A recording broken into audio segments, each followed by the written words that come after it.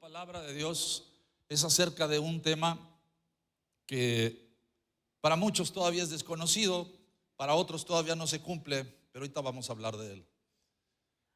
Señor, te damos gracias por este día, gracias por esta noche. Bendícenos con tu palabra, que tu palabra, Señor, abra las puertas, Dios, de nuestro entendimiento para que razonablemente comprendamos tu palabra, la asimilemos, Dios, y la pongamos en nuestra memoria para ponerla en obra. Pero Dios, más que nada, abre nuestro corazón para que nuestro corazón sea limpiado con tu palabra y sea transformado. Que las tinieblas, Señor, que siempre están al acecho y que a veces entenebrecen el corazón, sean echadas fuera de nosotros por la luz de tu palabra, Señor, por tu verdad, que siempre debemos de buscar que nos ilumine, y que siempre, Dios, deseemos vivir por ese camino iluminado que es tu verdad, que no nos desviemos ni a izquierda ni a derecha, porque la mentira está al acecho. Señor, las malas acciones siempre serán nuestras decisiones. Que aprendamos por tu palabra a vivir siempre, Dios, tomando las decisiones más correctas, más sabias, y las decisiones, Señor, que siempre te agraden a ti. En el nombre de Cristo Jesús. ¿Podemos decir amén? Bueno, vamos a leer en Isaías 52.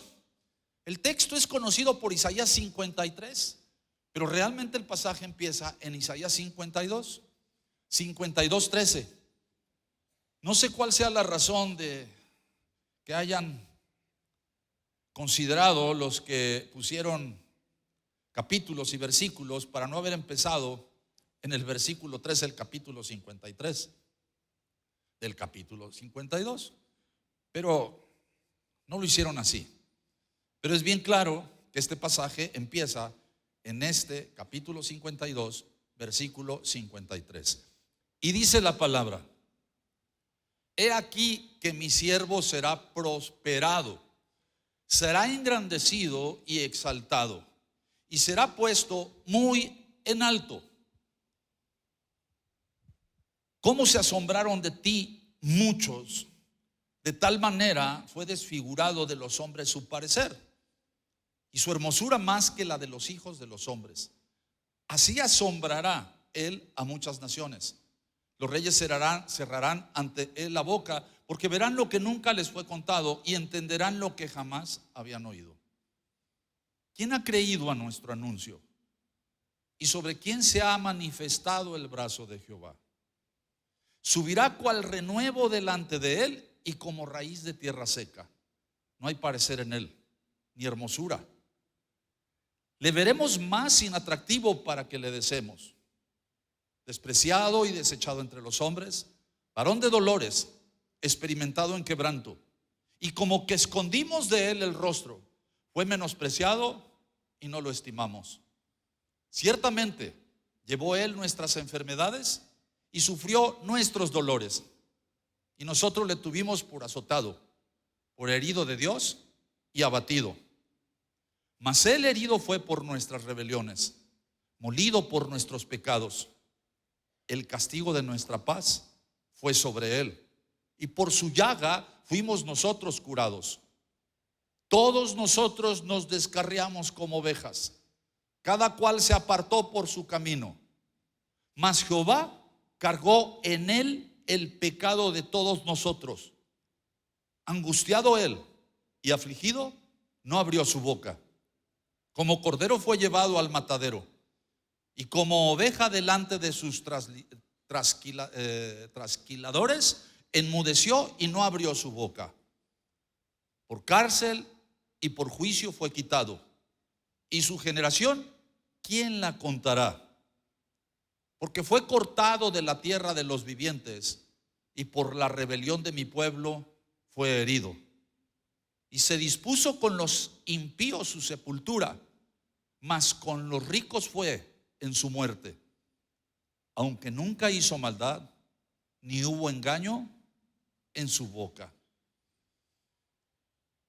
Este pasaje es un pasaje que, desgraciadamente, para el pueblo de Israel Hoy yo puedo decirles que la nación de Israel prácticamente no tiene nada que ver con el pueblo de Israel en los tiempos de Jesús y antes de los tiempos de Jesús. Hoy es una nación completamente pagana que simple y sencillamente se aprovecha de la historia, se aprovecha de los monumentos históricos que hay ahí, y la verdad hacen un turismo religioso impresionante. Y hay muchísima gente que desgraciadamente el turismo religioso le encanta.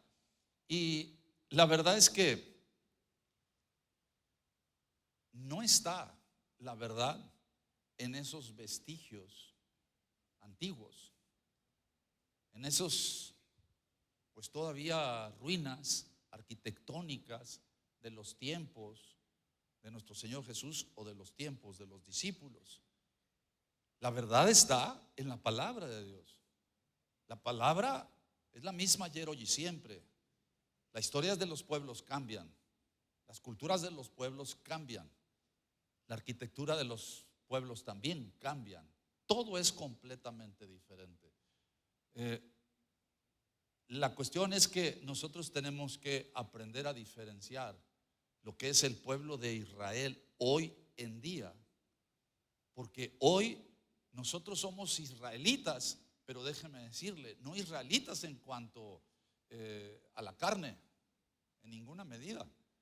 Somos en cierto sentido israelitas por la fe en nuestro Señor Jesús y el origen judío de nuestro Señor Jesús.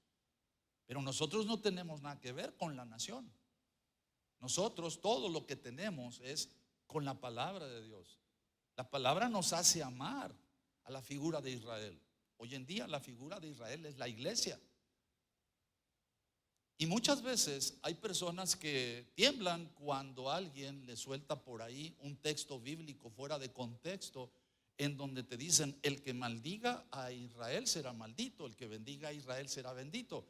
Y quiero decirle que hoy en día a Israel le entran más de 100,000 millones de dólares del pueblo. Escuche bien lo que le estoy diciendo. Entran más de 100,000 millones de dólares anuales del pueblo evangélico, que tiene desgraciadamente una enseñanza equivocada con respecto a quién es realmente el pueblo de Dios. La Nueva Jerusalén no es que vaya a ser reestructurada esa Jerusalén que fue destruida. No, la Nueva Jerusalén es la que vendrá del cielo. El pueblo de Israel somos todos los que hemos recibido la sangre de Jesús para limpiarnos de pecado por la confesión con arrepentimiento de lo que hemos hecho. Ha venido el Espíritu Santo en nosotros y nosotros somos hechura suya. Cuando el Señor venga, el Señor va a levantar a su nación, a su pueblo, a sus escogidos, a los que Él nos llama novia. Porque las bodas del Cordero están preparadas. Entonces nosotros debemos de entenderlo. Ahora, para confirmarle lo que le estoy diciendo, si usted va al pueblo de Israel hoy en día y les pregunta por este texto que corresponde al Antiguo Testamento, a este texto que está en la Biblia de ellos, si usted les pregunta, lo que ellos van a contestar en una forma muy generalizada es que el Mesías no ha venido. Ellos no creen en Jesús. Pero ahora sucede que los que sí creemos en Jesús, muchos, sin entender la enseñanza real de la palabra de Dios, judaizan y temen en gran manera no ser parte de Israel. Escuche, yo soy parte de Jesús. A mí Jesús me engendró en la cruz. A mí me dio vida en su resurrección. Si nosotros vamos más allá, hay algo bien terrible, pero bien real. Jesús les dijo que eran una nación de víboras. Les dijo que eran hijos del diablo. En cierto sentido, Jesús estaba maldiciendo a los israelitas. Y me pregunto, ¿Jesús fue maldito? No. Alguien podrá decir, así como no, por eso lo subieron a la cruz, ya ves, porque maldijo a Israel. Ah, qué caray, eso es no entender absolutamente nada de la palabra de Dios. No entender quién es Jesús y es no entender por qué subió a la cruz. Y además es no entender la palabra escrita que está en la Biblia del Antiguo Testamento de los israelitas. Pero hoy en día la gran mayoría del pueblo israelita no acepta este pasaje. Para ellos el Mesías apenas va a venir. Para ellos el día que el Mesías venga, déjame decirte que esperan de su Mesías. Esperan poder y esperan riqueza. Y esperan que todas las naciones se les inclinen a ellos y luego que todo el mundo les sirva.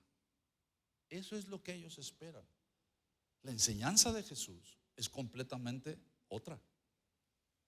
No es compatible. Pero este pasaje habla de lo que ya se cumplió en nuestro Señor Jesús. Si nosotros no lo creemos, entonces no sé cómo podemos decir que somos cristianos. Ellos no lo creen y por eso no podemos decir que son cristianos.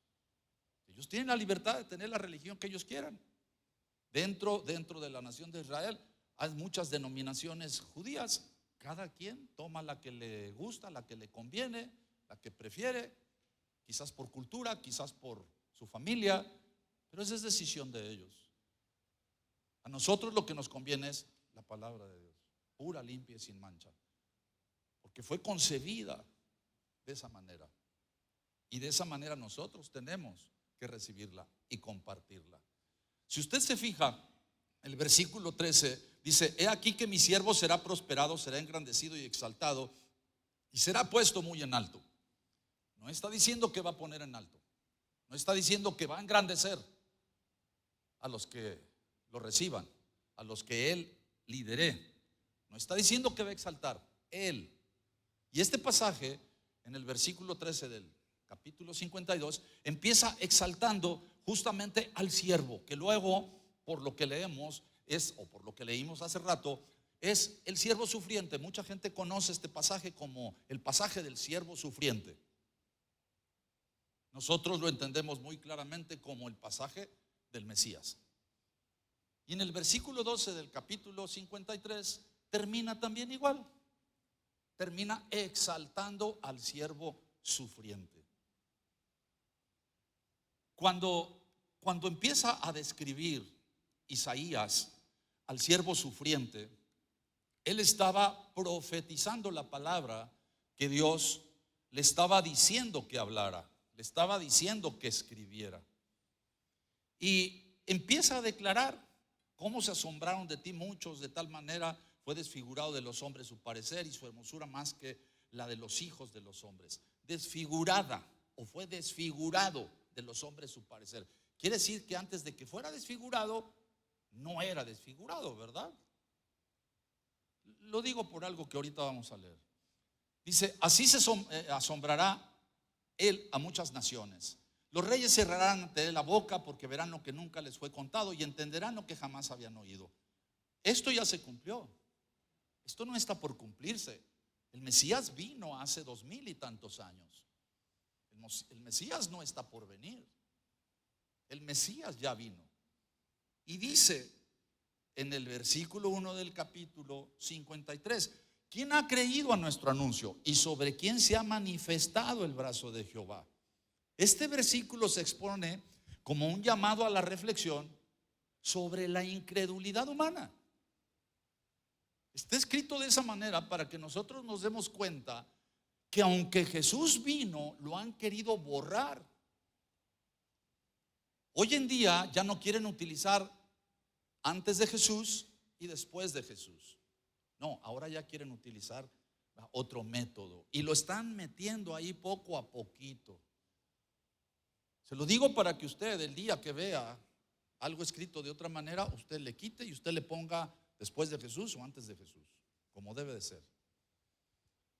Porque el antes de Jesús y el después de Jesús nos asevera, nos certifica, nos confirma que nuestro Señor Jesús, por supuesto, estuvo aquí en la tierra. Claro que sí estuvo. Pero ahora hay muchos que publican y hay muchos que dicen: no hay realmente nada escrito acerca de Jesús.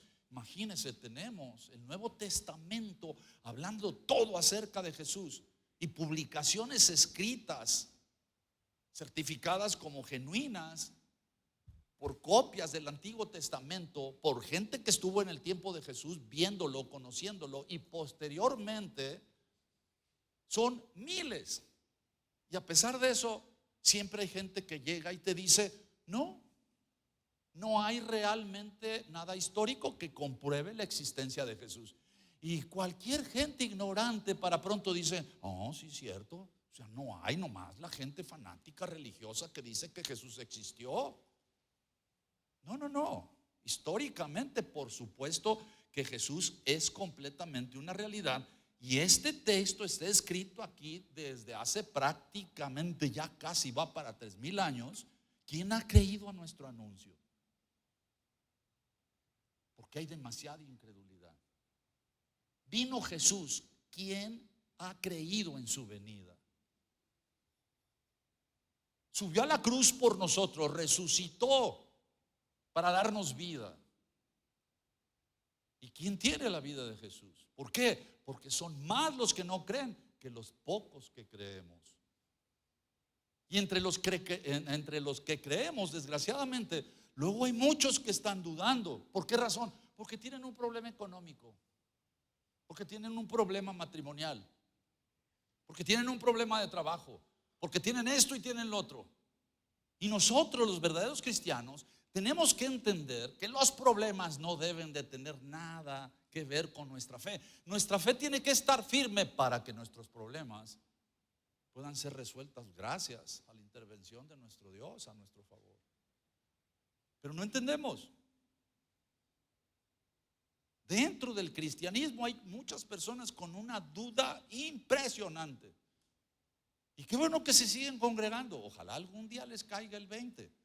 Pero a veces, Dios mío, pasan muchos años y no se deciden. Y quiero decirte que la fe es una decisión. La fe no es algo así como que pum, te llega. No, la fe es algo que Dios ya nos compartió a todos. Si tú analizas, todos la tenemos, nada más que no queremos usarla. Porque en el momento en que tú la usas, tienes que respaldarla. ¿Con qué? Con tus acciones. Y ahí es en donde, caray, no, pues es que mis acciones hablan de una cosa diferente. ¿Por qué? Porque tu comportamiento no has decidido que esté todo dentro del orden de Dios. Solamente algunas áreas. Y pensamos que es lo que más nos conviene. Lo otro como que no nos conviene. No, perdóname, estás equivocado. Todo te conviene. Hacer todo de acuerdo a lo que Dios te manda va a traer mucho más bendición que las bendiciones que tú crees que vas a conseguir actuando en tu propia convicción. Debemos de ser bien cuidadosos. ¿Sobre quién se ha manifestado el brazo de Jehová? ¿Sobre quién se ha manifestado? Y aquí, mira lo que pasa. Si en nuestra congregación, y te lo digo así de claro, si en nuestra congregación estuviera la 10ª parte de personas que ha recibido milagros de sanidad en el transcurso de 37 años que tiene nuestra congregación, quiero decirte que no cabríamos.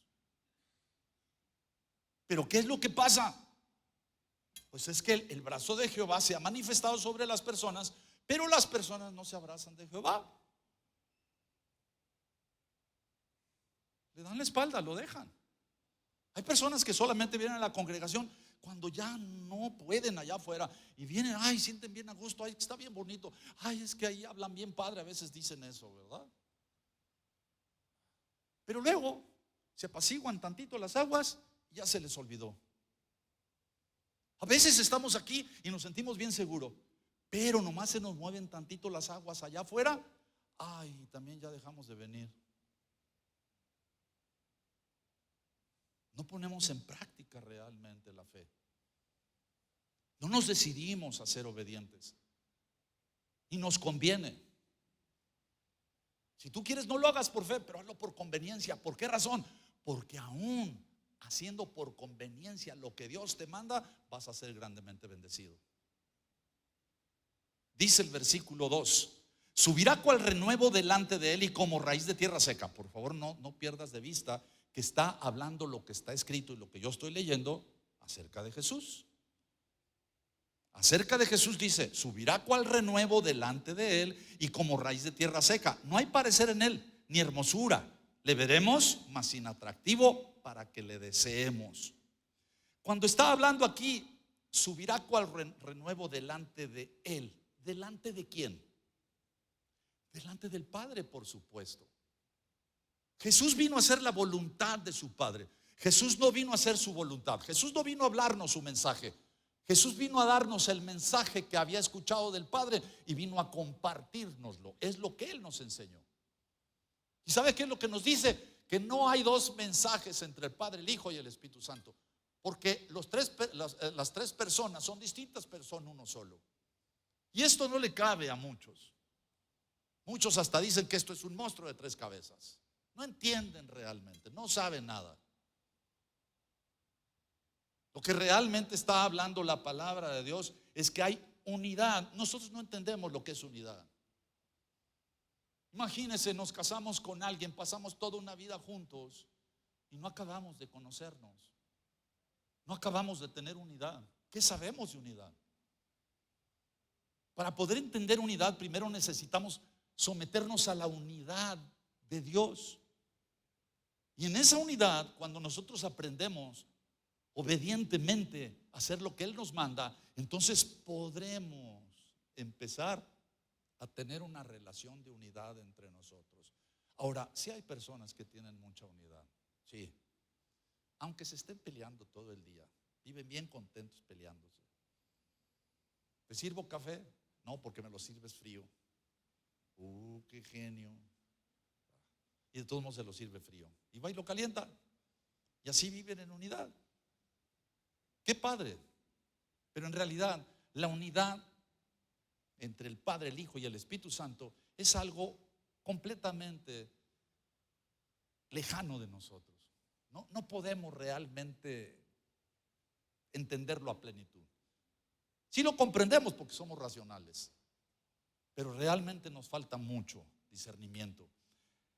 Subirá delante de él bajo su cobertura, bajo su dirección, bajo su obediencia. El que tiene la autoridad es el Padre, el Hijo viene a obedecer. ¿Cuál renuevo? Dice la palabra de Dios. Cuando nosotros pensamos en un renuevo, fue escrito en el tiempo en el cual la gente convivía mucho en el campo, sabía muchas cosas del campo. Hoy en día, discúlpenme, pero ya hay mucha gente que no sabe nada. ¿Qué es un renuevo? ¿Sabe? Bueno, le voy a decir que es un renuevo. Un renuevo es, haz de cuenta, una pequeña ampollita que en una ramita o en un tallo de una planta se empieza a hinchar. Así, insignificante, débil. Empieza ahí a crecer poco a poquito. Así se hincha. Y luego de repente sale una puntita. Y empieza a convertirse en una ramita. Así está describiendo a Jesús.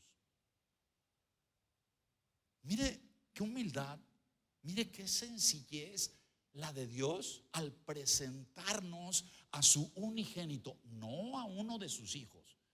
Dios no tiene hijos, Dios tiene un hijo. Todos nosotros somos hijos de Dios en Jesús. Independientes de Jesús, nadie puede ser hijo de Dios. Nosotros somos adoptados en el amado.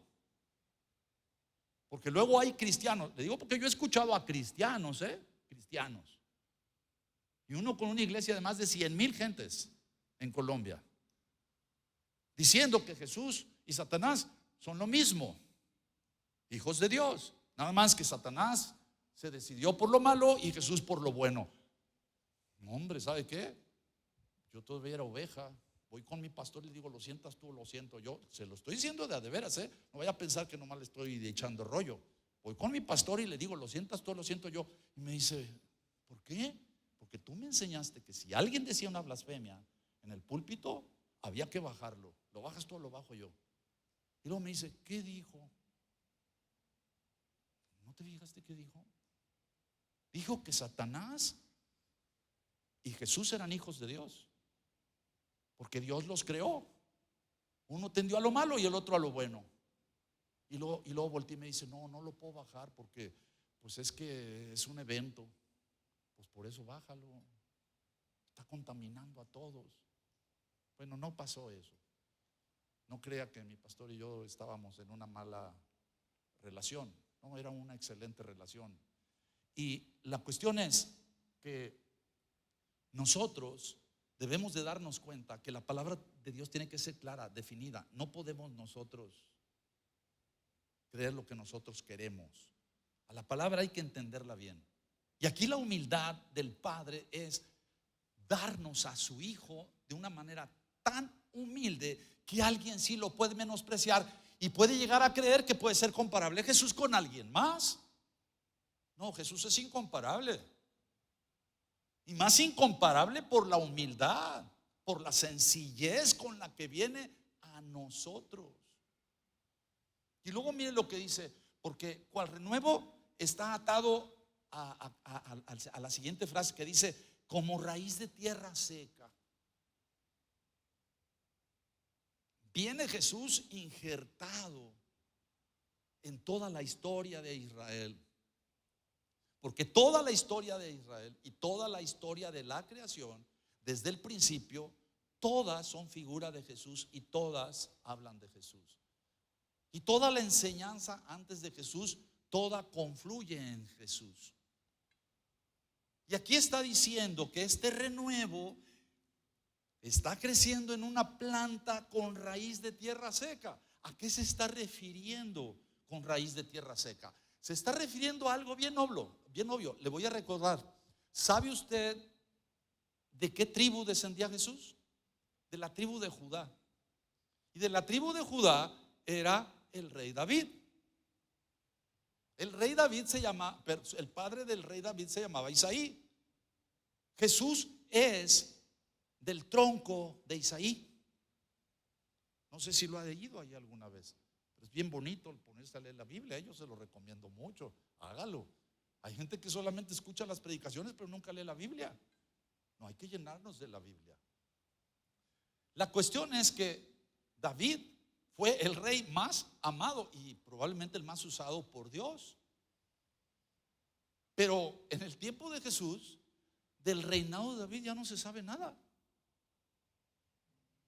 Es como muchos de nosotros, ¿verdad? Que pues, tuvimos ascendientes pero no nos heredaron nada. Pues aquí a José, el padre, y a María, la madre de Jesús hombre, aquí en la tierra, pues no les heredaron nada.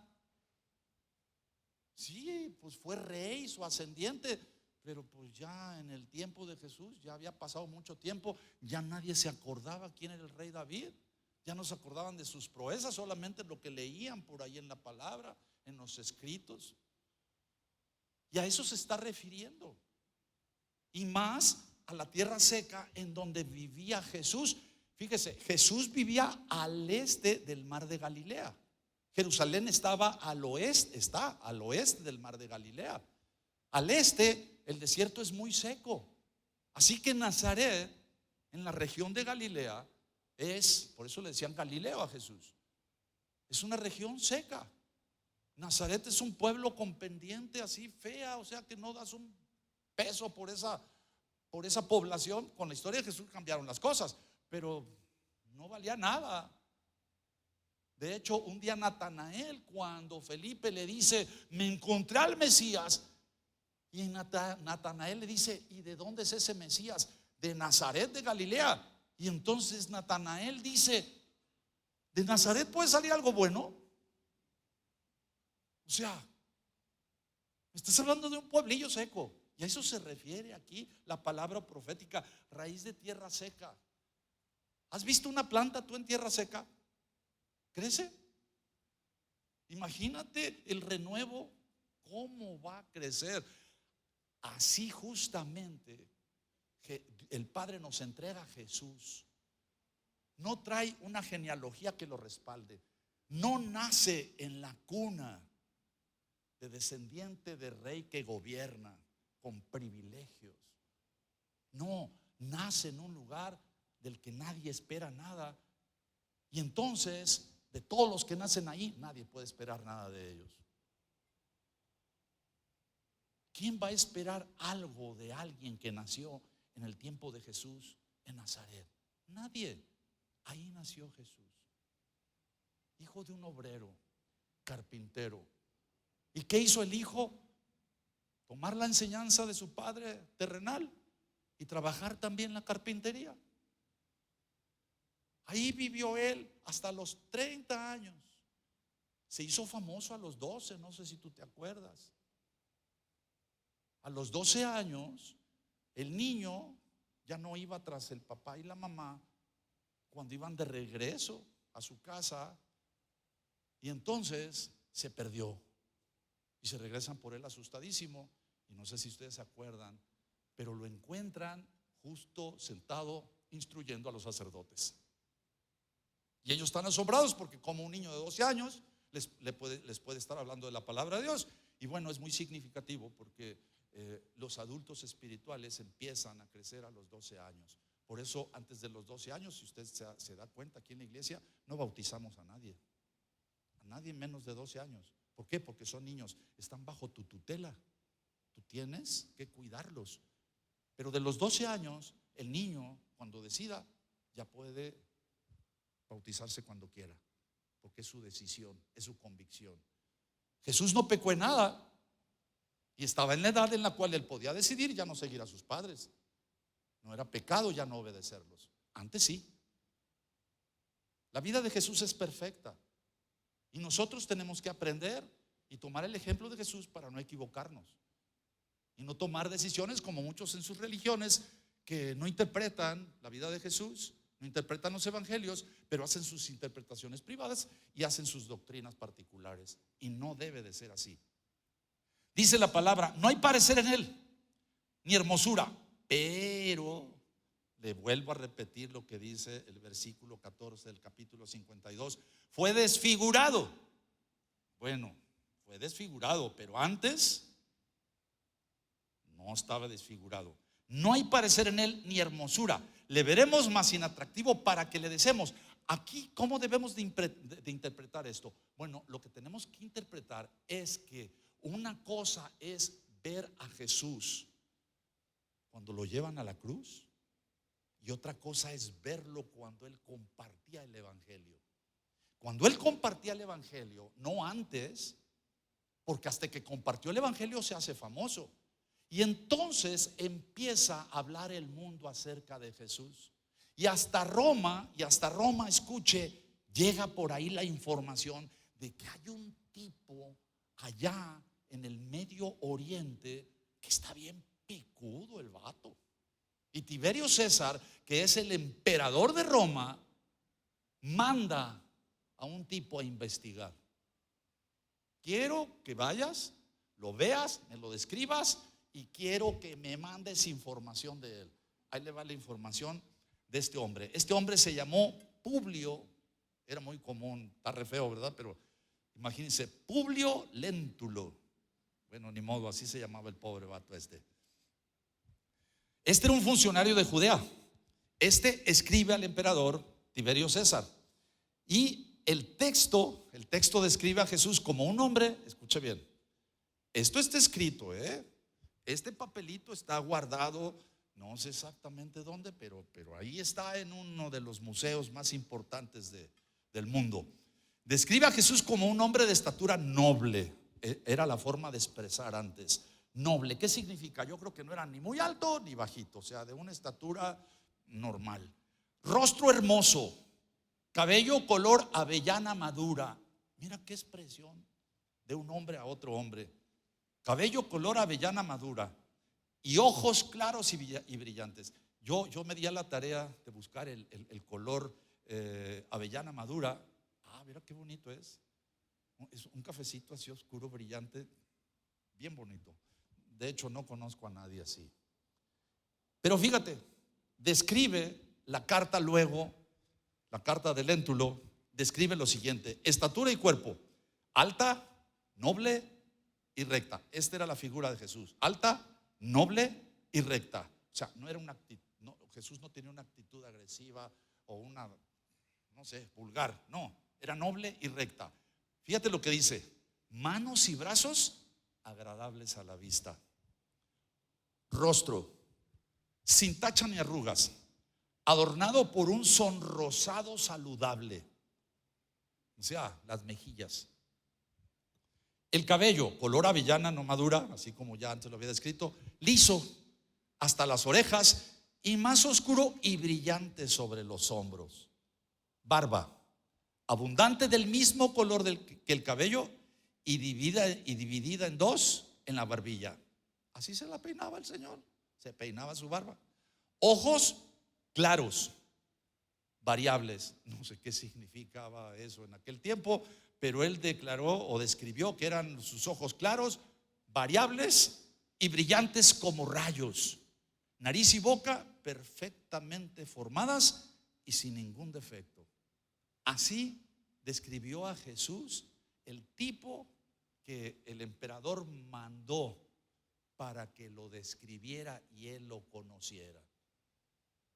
Entonces, si nosotros vemos cómo lo describía el mundo, mire lo que dice el versículo 3 acerca de los que debimos de haberle visto igual o mejor. Mire lo que dice: despreciado y desechado entre los hombres. Esta es profecía y esto es lo que sucedió. Lo menospreciaban porque, ¿y este quién es? Es el hijo de un carpintero. No, este ha de ser un profeta. O como le decían algunos, los mismos discípulos, maestro. No, ¿cómo maestro? Era el hijo de Dios, era el Mesías, era el cumplimiento de la palabra. Escucha, en el tiempo de Jesús, la gente conocía este texto. ¿Por qué no se les ocurrió pensar que era él? Sobre todo después de ver los milagros, el poder, la gloria. ¿Quién más hacía las cosas que él hacía? Hace unos días les compartía acerca de calla, enmudece. Eso le dijo al mar. ¿Y qué pasó con el mar? Cayó y enmudeció. ¿Qué pasó con el viento? Lo reprendió. ¿Y qué pasó con el viento? Se quedó quieto. ¿Quién hace eso? Convirtió el agua en vino. Al paralítico lo ponía a andar. A la mujer de 12 años de flujo de sangre, en cuanto la mujer lo tocó, sin siquiera Jesús intervenir, nada más porque tocó el borde de su manto, la mujer en ese momento fue sana. Y vaya que es una predicación hermosísima. Hicimos un canto, a ver si un día de esto lo cantamos a hablar, está precioso. Y sin embargo, despreciado y desechado entre los hombres. Ah, qué caray. Varón de dolores, experimentado en quebranto, y como que escondimos de él el rostro. Fue menospreciado y no lo estimamos. Escucha, alguien podrá decir: ah, qué gente de aquel tiempo. Espérame, es lo mismo en este tiempo. Contigo ha hecho maravillas y ya se te olvidó. Ya hizo una vez algo en tu vida, pero ahora crees que ya no quiere hacerlo. Porque antes fue poderoso, pero ahora se me hace que ya no es. Antes me escuchaba y ahora parece que ya no me escucha. El problema no es de Dios, el problema somos nosotros. Nosotros somos los que tenemos que estar siempre pegados, siempre abrazados de nuestro Señor Jesús, siempre confiados, orando con fe. Y cuando ores y no haya respuesta, pues entonces clama, clama. ¿Por qué razón? Porque hay momentos en los cuales nosotros tenemos que quebrantarnos delante de Dios en súplica.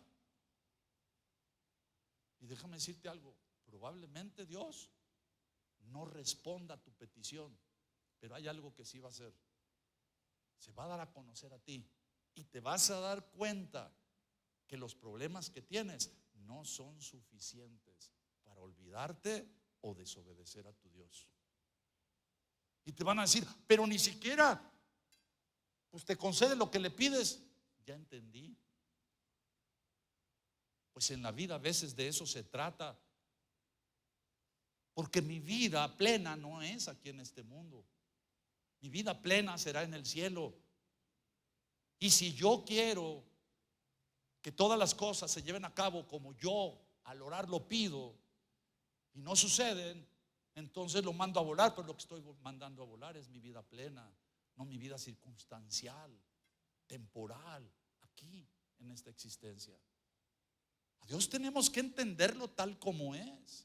No está sujeto al tiempo, no está sujeto al espacio, no está sujeto a la materia. Y esa es la promesa para nosotros. Ya nos hizo una vez a su imagen y a su semejanza. Una vez. Dentro de no mucho tiempo, el Señor Jesús nos va a hablar.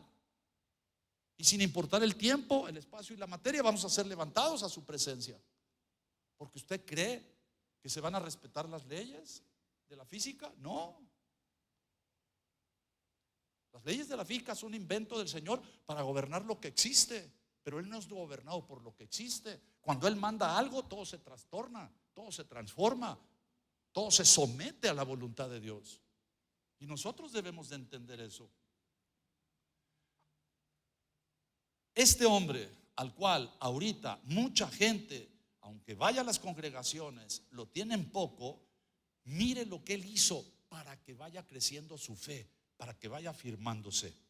Ciertamente llevó él nuestras enfermedades y sufrió nuestros dolores. Ay, por favor, analízale. Ponte por favor aquí en la palabra. Que esta palabra profética se lleve a cabo en ti. Ciertamente llevó él nuestras enfermedades. Y yo creo que lo que mejor puedes decir es: él lleva mi enfermedad. Y luego dice: y sufrió nuestros dolores, y sufre mi dolor. Y nosotros le tuvimos por azotado, por herido de Dios y abatido. Pues él sigue siendo azotado, sigue siendo herido y sigue siendo abatido, porque él toma mi lugar. Porque yo subí con él a la cruz. Porque yo morí juntamente con él. Y en su resurrección me levanté. Así que todo lo que yo vivo, lo vivo ahora en la fe en el Hijo de Dios. ¿Qué significa eso? Que él padece todo por mí. Y ahorita lo vamos a ver de una forma más clara. Versículo 5. Mas él herido fue por nuestras rebeliones. ¡Wow! Nunca se te olvide lo que pasó hace más de 2000 años en Jerusalén y en el Gólgota. Fue por nosotros, molido por nuestros pecados. El castigo de nuestra paz fue sobre él, y por su llaga, fíjate bien, y por su llaga fuimos nosotros curados. Y por su llaga fuimos nosotros curados. Quiero decirte que nosotros en nuestro ministerio utilizamos tantísimas veces este texto, esta porción de la palabra. Por su llaga eres sano. Decláralo, recíbelo. Y vimos y vemos y veremos tantas sanidades como no te imaginas. ¿Por qué razón? Porque la palabra es viva y eficaz. Versículo 6. Todos nosotros nos descarriamos como ovejas. Él no. Él es el cordero sin mancha. Cada cual se apartó por su camino. Él no. Él siguió su camino hasta Jerusalén.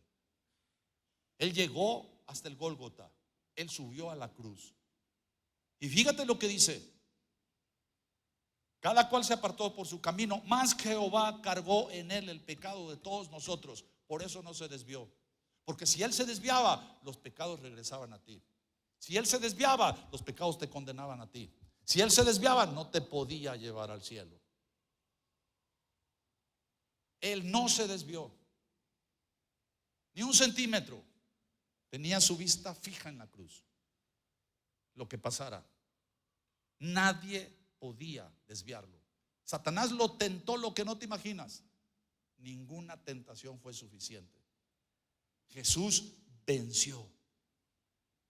Versículo 7. Angustiado él y afligido. Escucha, quizás alguien diga: si está angustiado y está afligido, es un ser humano. No es lo que tú estás diciendo. Es el unigénito, no es el Hijo de Dios. No, es un ser humano como todos nosotros, nada más muy especial, ascendido, muy importante, muy decidido en su papel. No. Esta angustia y esta aflicción no la está padeciendo por él. Esta angustia y esta aflicción la estaba padeciendo por cada uno de nosotros. Él estaba afligido porque él sabía que no podía fallar. Estaba angustiado, quería que ya llegara a la cruz para poder destruir el imperio de la muerte cuando él muriera, y para poder destruir el imperio de Satanás, el imperio de las tinieblas, y que no tuviera autoridad sobre ti para que te llevara al infierno. El infierno es real, completamente. Pero mientras más roces con el mundo, menos crees. Mientras más roces con el mundo, menos confías en la palabra. Angustiado él y afligido no fue como nosotros, porque aquí dice que él no abrió su boca. Como cordero fue llevado al matadero, y como oveja delante de sus trasquiladores, enmudeció y no abrió su boca. ¿Sabes por qué? Con su boca cerrada que tenía en su corazón. Nacimos hace algunos años, más de 2000 años prácticamente después de Jesús. Algunos de aquí, otros antes. Y sin embargo, te tenía en su mirada. Te conocía, sabe y sabía quién eres.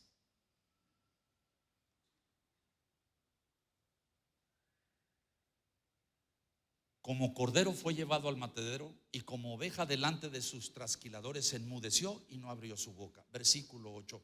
Por cárcel y por juicio fue quitado, y su generación, ¿quién la contará? Escuche, aquí lo que está describiendo es la injusta condena, la muerte y luego la sustitución vicaria. Hoy en día esa palabra o esas palabras, sustitución vicaria, están muy de moda en la ley, porque está muy de moda divorciarse. Y la mujer, para dañar al hombre, hace una sustitución vicaria y daña a los hijos. O el padre, para dañar a la mujer, daña a los hijos. Esa es una sustitución vicaria en estos días. Hay otro tipo de sustitución vicaria. La más importante es que la que Jesús tomó. La sustitución vicaria de Jesús fue tomar tu lugar en la cruz, sufrir los azotes que tú merecías, morir a consecuencia del pecado como tú ibas a morir. Y cuando Él nos sustituyó, Él hizo lo que nosotros nunca podríamos hacer: ir a los infiernos, a publicar la victoria y resucitar al tercer día, para que todos los que tenemos a Jesús resucitáramos juntamente con Él. Hoy en día hay una sustitución vicaria en la sociedad que no se entiende fácil, pero es muy común lo que le voy a decir. Hay personas que sufren demasiado en la infancia por abandono, por abuso, por violencia. Y generalmente son abusos o violencias o violaciones repetitivas. Y la mayoría de veces los niños no dicen nada, solo lo sufren. Y a veces siguen creciendo y siguen siendo objeto de las vejaciones de alguno o de algunos. Y crece luego la persona, y muchas veces siente la persona que ha superado, porque las personas tienen amor propio, golpeado, herido, lastimado, pero lo tienen autoestima y le echan ganas, pero están sellados, están enfermos por esta sustitución vicaria. ¿Sabes cómo la presentan? No se dan cuenta, pero agarran a alguien que representa a quien la dañó o a quien lo dañó.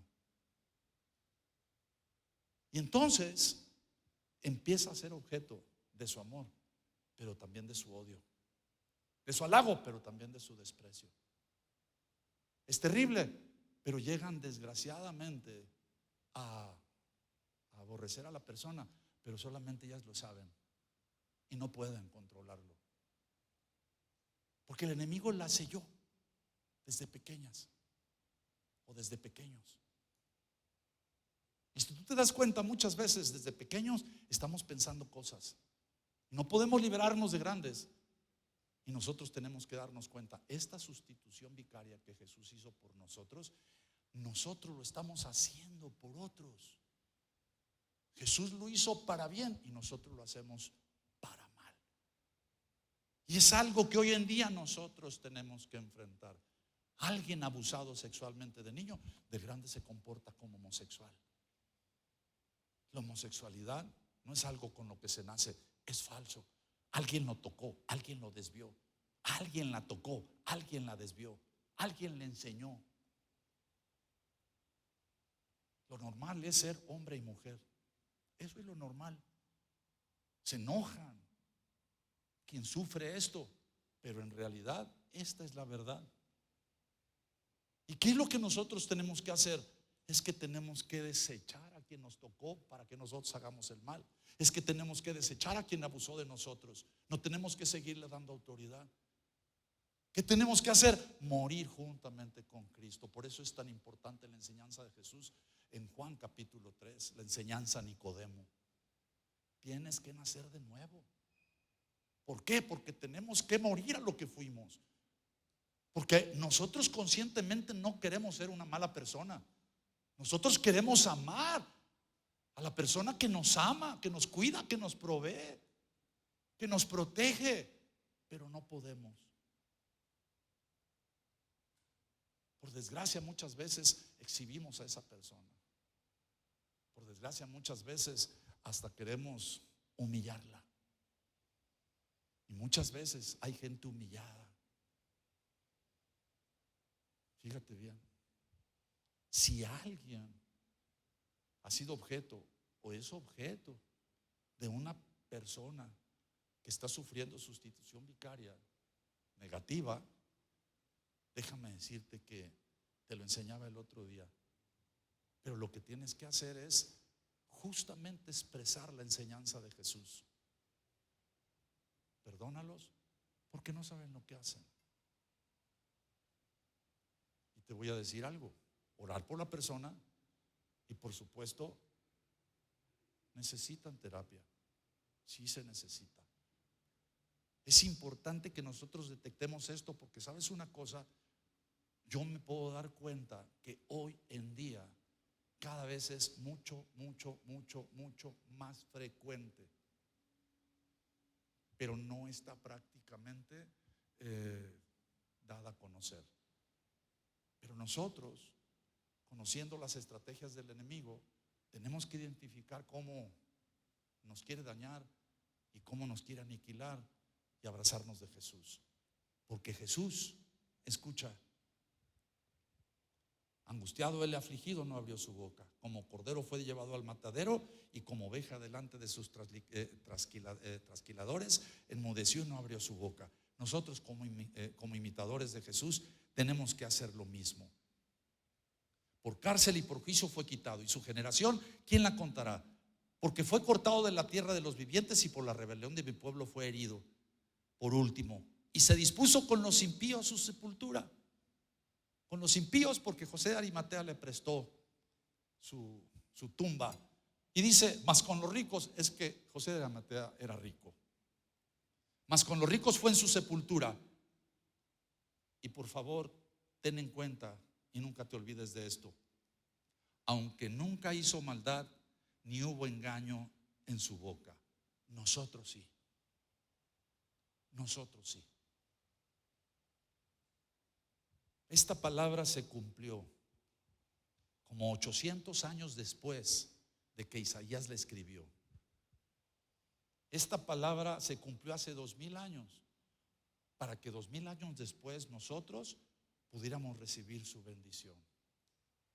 Yo no sé cuántos saben que necesitan el perdón de Jesús. Yo no sé cuántos pueden darse cuenta que si Jesús tomó la decisión de ser nuestro sustituto vicario, entonces nosotros debemos de aprovechar y entonces decirle: Señor, carga mis pecados, llévalos, transfórmame, cámbiame, dame una nueva vida, no quiero ser igual. Cierra por favor tus ojos. Si recibiste en esta noche el milagro o el regalo que Dios tenía preparado para ti, no lo digo con presunción por la enseñanza, lo digo por el poder que la palabra tiene para que todo aquel que la reciba sea bendecido. Si hoy recibiste este regalo, por favor aprovéchalo. Entrégale tus pecados, entrégale tus cargas, entrégale tus debilidades, entrégale tus sufrimientos, porque a veces son más sufrimientos los que nos aquejan que los pecados que hemos cometido. Porque hay personas que han sufrido más de lo que merecen. Hay personas que hacen sufrir a los demás injustamente. Hay personas que realmente están empeñadas en amar a su prójimo. Pero unos y otros necesitamos echar nuestras cargas sobre Jesús. Necesitamos subir a la cruz, morir con Él, para que su sangre nos limpie de todo pecado, pero no nada más nos limpie, nos cubra, para podernos presentar con la sangre de Jesús en todo nuestro ser delante del Padre y ser aceptados como ofrenda cuando alabamos, cuando adoramos, cuando ofrendamos, cuando diezmamos, cuando hacemos algo bueno por los demás. Cuando su sangre está sobre nosotros y entramos a la lectura de la palabra de Dios, la palabra se abre y la entendemos como nunca. Y tenemos el poder de compartirla. Dios es el que hace la diferencia en nosotros cuando nosotros, entendidos, obedecemos la palabra escrita y nos gozamos en ella. Dios se goza en ti. Abrázate de la palabra, hazla viva, arrepiéntete de tus pecados, confiésalos, libérate. Si al confesarlos alguien te señala, el problema es de él, no tuyo. Si al confesarlos te ven más sucio que antes, el problema es de la persona que te está oyendo, no tuyo. Porque tú al confesar te estás limpiando, te estás liberando. Porque solamente el que confiesa arrepentido realmente puede ser libre de su pecado. Porque el que no confiesa y oculta nunca será libre y lo seguirá repitiendo. Repetir el pecado es lo que el género humano está acostumbrado a hacer. Mientras mejor lo oculte, más lo disfruta, pero más lo pervierte y más lo puede retirar del amor de Cristo. Abrázate del Señor. No te apartes ni a izquierda ni a derecha. Pon tus ojos en Él.